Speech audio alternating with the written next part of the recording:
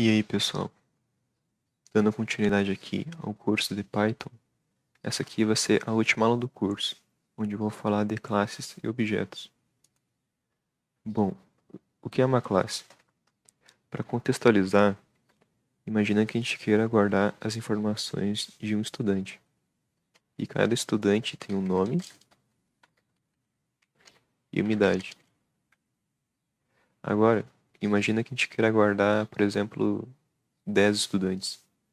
A gente teria que criar uma variável nome e uma idade para cada um deles, e elas teriam que ter algum tipo de diferenciação para elas não se sobreporem. Por exemplo, aqui seria o primeiro estudante, aí aqui é o nome do estudante 1, que tem a idade 1. Aí o segundo estudante teria que ter um nome 2 e uma idade 2. Isso aqui não faria muito sentido, porque ficaria muito difícil de acessar esses dados aqui. Além de que ficaria muito difícil de ler também. Então, por isso que existe a classe. A classe, ela agrupa um conjunto de dados que fazem parte de um mesmo tipo de entidade. Para ficar mais fácil de visualizar, eu vou criar uma classe aqui. Para ela ser declarada, primeiro tu escreve class e o nome da classe, que no caso vai ser estudante. Com 2 pontos aqui no final. Aí a primeira coisa que a gente vai ter que fazer é criar o construtor, que ele é declarado dessa forma aqui. Escreve def, que é o jeito que a gente declarava uma função, que já foi visto aqui antes com o Talisson. Aí depois do def, tu escreve underline 2 vezes, init, underline 2 vezes de novo, dessa forma aqui. Aí tu abre parênteses e escreve como primeiro parâmetro a palavra self, independente do tipo de classe.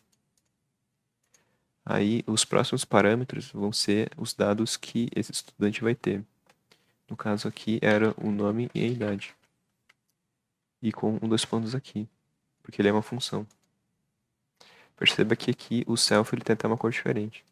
Agora, a gente precisa armazenar esses parâmetros aqui dentro dos dados da classe, que no caso, para cada um desses parâmetros aqui, a gente vai escrever self.nome igual a nome. Que eu estou pegando esse nome aqui, que está aqui, e atribuindo ao self.nome. E tem que fazer isso para todos os parâmetros. No caso, self.idade igual idade. Essa aqui já é uma classe utilizável. Então, agora eu vou falar sobre o objeto. O que é um objeto? Fora do escopo da classe, eu vou criar o que se chama de instância, onde seria a inicialização de uma entidade que vai ter esses dados aqui. No caso, eu vou criar um estudante 1, que vai ser igual ao nome da classe. Aí, entre parênteses, ela vai receber os parâmetros que estão aqui, que a gente declarou. O primeiro vai ser uma string, que é o nome. E o segundo vai ser a idade, que é o número.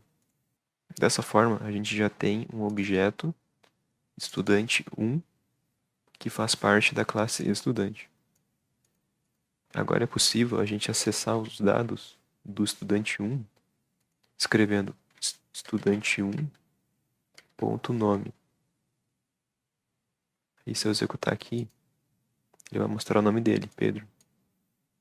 E o mesmo vale para a idade. Como mostra aqui. Vale destacar que também pode ser criados outros estudantes. Por exemplo, estudante 2 é igual o nome da classe. Aí ele também vai receber um nome e uma idade.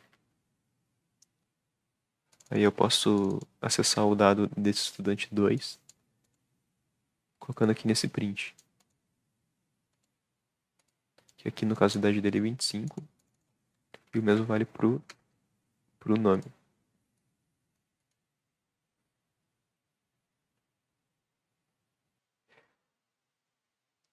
Esse aqui é outro exemplo de classe. No caso, seria a classe quadrado.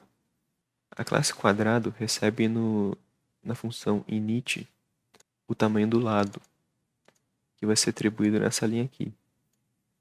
Só que essa classe ela também vai ter um método, que no caso é essa função chamada calcArea, que ele vai retornar a área do quadrado, que é o lado vezes o lado. Perceba aqui que nos métodos de uma classe é necessário colocar como parâmetro pelo menos o self, assim como ele precisa ser incluído no init. E se forem necessários mais parâmetros que esse aqui, é da mesma forma que foi colocado aqui. No caso, por exemplo, self, vírgula, parâmetro 1, etc. Aqui eu estou criando um objeto chamado quadrado1, que ele é uma instância de quadrado que vai receber como lado o número 10. Aí eu vou criar uma variável chamada área é igual quadrado1 ponto calc área com os parênteses aqui, porque ele é uma função. Aí eu posso exibir essa área no shell com o comando print. Executando aqui, ele vai retornar 100, que é o lado vezes lado. Mais uma coisa que vale destacar é que quando eu quero acessar um dos dados da classe dentro de um método, eu tenho que escrever self.lado. Independente do dado, tem que ser escrito self.antes. Porque daí eu vou estar acessando esse self.lado aqui, que foi inicializado anteriormente. E, bom, era isso que eu tinha para falar nessa aula. Qualquer dúvida, deixe nos comentários. Até mais.